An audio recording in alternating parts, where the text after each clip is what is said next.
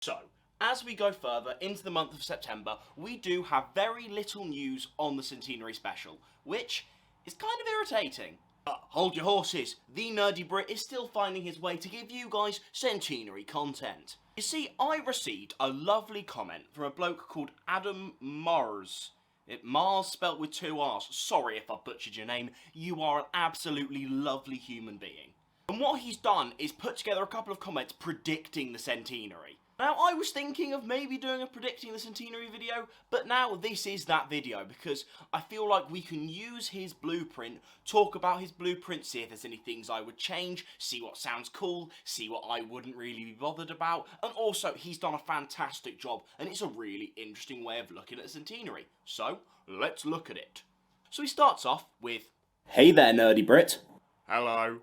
Here's what I think may happen during the Centenary. The Master will force the Doctor to enter the mysterious floating house, where he opens the fob watch so that he can explore her forgotten lives alongside her." Now, there are goods and bads to this opening point. I think the idea of exploring a lot of the arcs that we've been setting up is very important, and I like the idea of doing it very early in the special, just because I want enough time to explore it and give Jodie, the time to because the Timeless Child is never getting discussed again. RTD won't pick up on it, so let's give it the time and develop it properly.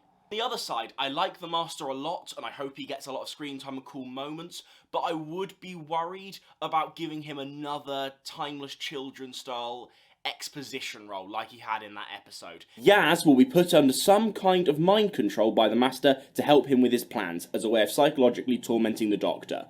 Oh, that's juicy. I quite like that. This will be Yaz's last episode as well. I hope we get some cool moments and we don't just Hawkeye her for the entire episode.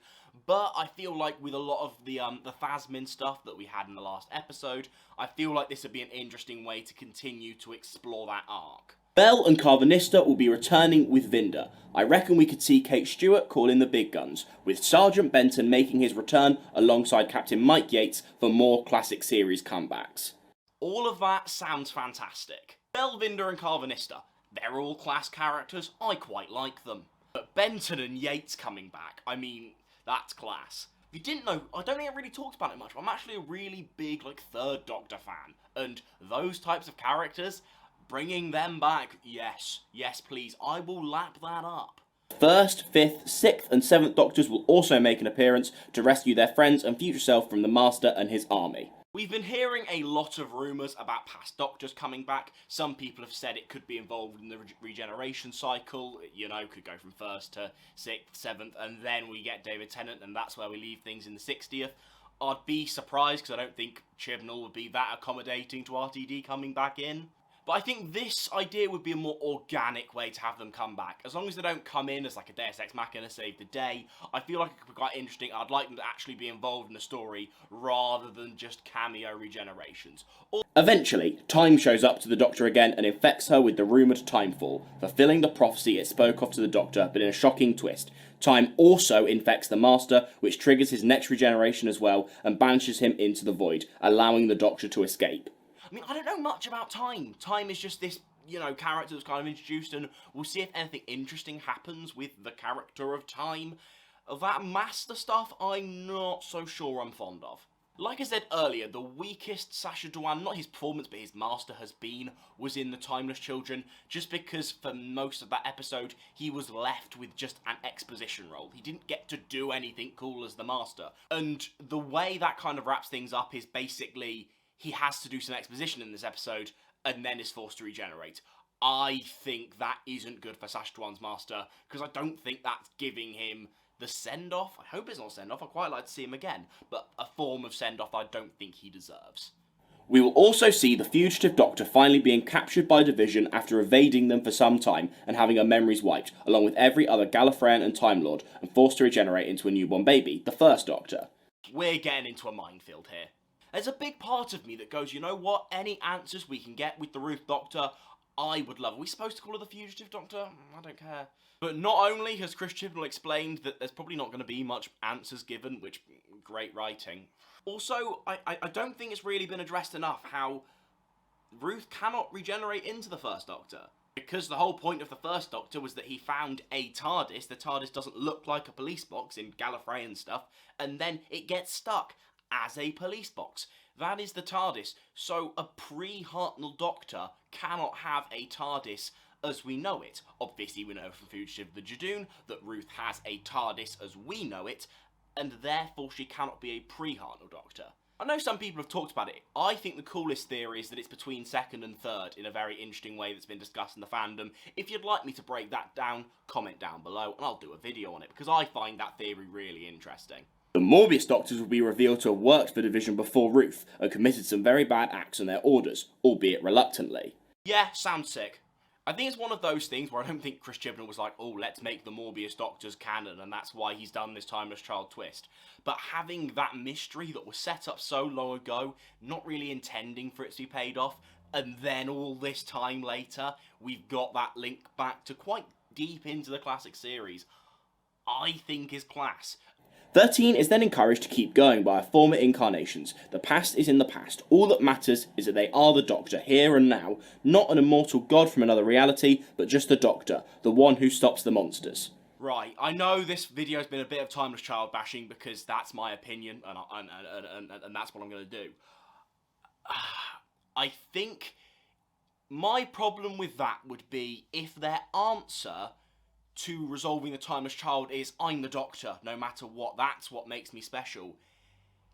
That was most of our reasonings why a lot of the fans didn't like the idea of the Timeless Child anyway, was because it made the Doctor special. So having the answer or the resolution to the Timeless Child arc be the reason why the Timeless Child arc shouldn't have happened, I think is bad writing. I do not like that. That ain't for me.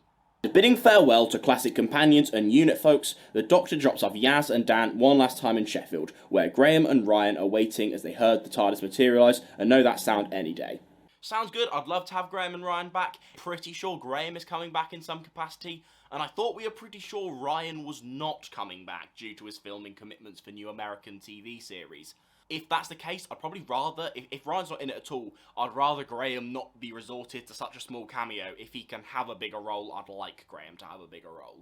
She explains the situation to the fam, and she does not want her friends to be inflicted with sadness and pain among witnessing her dying, and she must be alone to face her end and move on.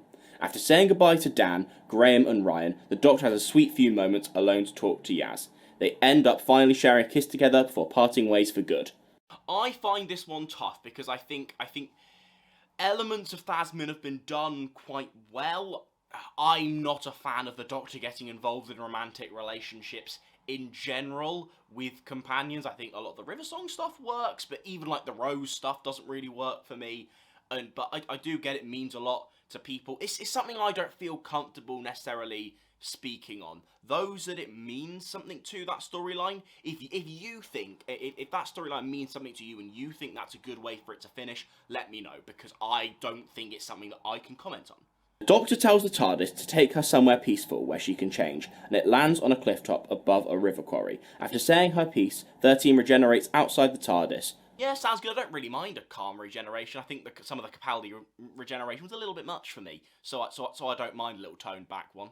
But just when everything seems to be going normal, she begins screaming in pain as her face starts morphing back into the 12th Doctor. A few seconds pass before he too fades away into the 11th Doctor, and then the regen stops when he reverts into 10. Something has gone very wrong. Not sure how you do this without bringing back Capaldi and Smith. I would slightly prefer this. I think that makes more sense than the rumour that the Doctors are coming back to go from 1 to 5 to 6 to, whatever Doctors they're bringing back. I think that makes more sense. The Doctor soon regains consciousness as the TARDIS cloister bell rings out. He runs back inside looking for a mirror, and when he finds out, the only thing the Doctor can say is, What? What? What? Did I do a good DT impression? I think that's cool, because there's been slight rumours it's just going to be left on a cliffhanger that will be answered in the 60th.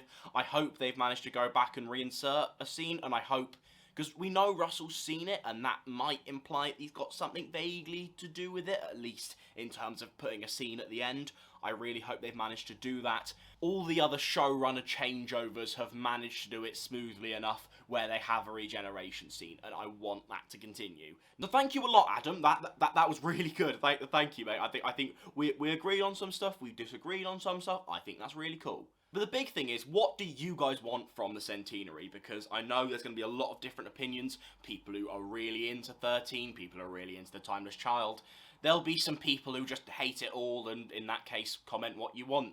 Boost me on the algorithm. In this video, I talk about 5 things that I really want the Centenary to do. A lot of those points haven't been discussed in this video. I think it's pretty cool. Go watch it. Look at that face. That is a clickable face.